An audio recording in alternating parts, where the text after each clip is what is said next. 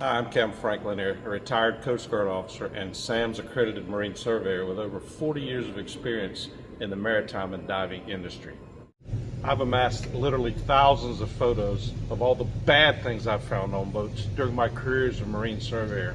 So what we're going to do today is take a look at some of my favorites. We're going to take a look at each picture. We're going to discuss why they're evil, and we're going to discuss what you need to do to correct it. So hop in, buckle up, keep your arms and legs inside the car at all times as we take a carnival-like ride tour through the cavalcade of owner-induced perversions that I like to call Captain Frank's Sea Chest of Horror. Sea Chest of Horror. When it comes to gasoline-powered boats, if an electrical component or piece of equipment is installed in the engine compartment, fuel tank space, or a space containing gasoline fuel lines, then the electrical equipment must be labeled as being ignition protected. Ignition protected means that the electrical equipment will not cause an explosion by generating a spark if there are gasoline vapors present. As such, all starters, alternators, motors, circuit breakers, battery switches, electrical pumps, and the like must all be ignition protected and clearly labeled as such. Most of the problems I see with this are owner-replaced items or new equipment installations. Common examples include replacement of a marine-grade starter with an automotive unit, or swapping out a marine-grade water heater with a residential unit, neither of which are normally ignition protected. How do you know if a piece of electrical gear is ignition protected? It should be labeled as such. If not, you can contact the manufacturer for verification that it is ignition protected. Lacking this, we assume that it is not ignition protected and it cannot be used in a space that requires it to be. While all fuel tanks should be inspected regularly for signs of leaks or corrosion, this is particularly true for aluminum fuel tanks installed below cockpit decks or open-style vessels, center consoles, walk-around cuddy cabins, and so forth. Such installations are especially prone to corrosion when water drips onto the top of the tank, often due to leaking cockpit deck inspection ports. A lot of times these ports will have little O-rings in them, and those O-rings will get dirty or broken, and they'll be missing when I do a survey, or they'll just be nasty and they leak. In the photos you're seeing here, water has combined with deck washed down dirt and debris to form a gooey slurry that creates a perfect storm of corrosion potential. Corrosion issues can also arise when the aluminum tank is foamed into place during boat construction. The foam often retains moisture, which then rests against the tank, promoting corrosion. Corrosion can also occur if the tank bottom has inadequate bilge clearance and often rests in bilge water. The estimated service life for an aluminum fuel tank in an open cockpit type boat is around 20 years.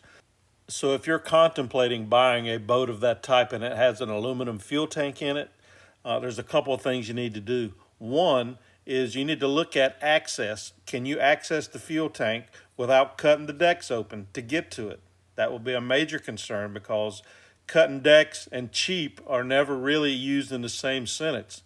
The other thing you want to think about too is if you buy an older boat and it has an aluminum fuel tank, an open cockpit boat, I'd recommend that you set up an escrow account. In other words, you're going to put a little bit of money aside each month so that when that tank eventually needs to be replaced, you'll have that pot of money to draw from and pay for it. So take a good look at this photo here. You've got a deck fill that's labeled diesel, and you've got a lid for it or a cap for it that's labeled water. Sure, you may know if it's water or fuel, but what about the kid down at the fuel dock or thirsty cousin Joe down from Milwaukee trying to fill the water tank? A mistake either way will be a costly lesson as to why all tank fills must be properly labeled. With the increased demand to have all the electrically powered doodads and comforts of home on board, it should come as no surprise that the most common source of AC-related fires on board involve overheated shore power cords, plugs, and receptacles. Barring improper use or some owner-induced MacGyverism gone bad, such as a jury rig adapter or botched plug installation, Looseness and corrosion are the primary causes of shore power system fires. The charring is a result of heat buildup due to resistance of dirty contacts, poor connections, corrosion, and looseness, which generates heat and the potential for fire. The problem is especially prevalent among liveaboards, who tend to continually run high energy loads such as water heaters, air conditioning, and electric heaters.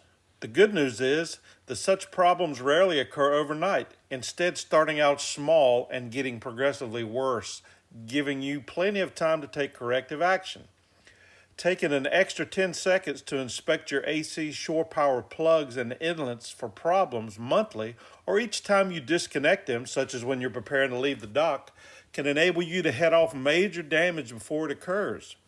What you want to do is look for discoloration, which is an indication of overheating, or corrosion on or around the pins and plug inlets. Another good practice is checking the feel for the connection when plugging it in. Those that feel loose or don't seem to make firm mechanical contact likely won't provide good electrical contact either.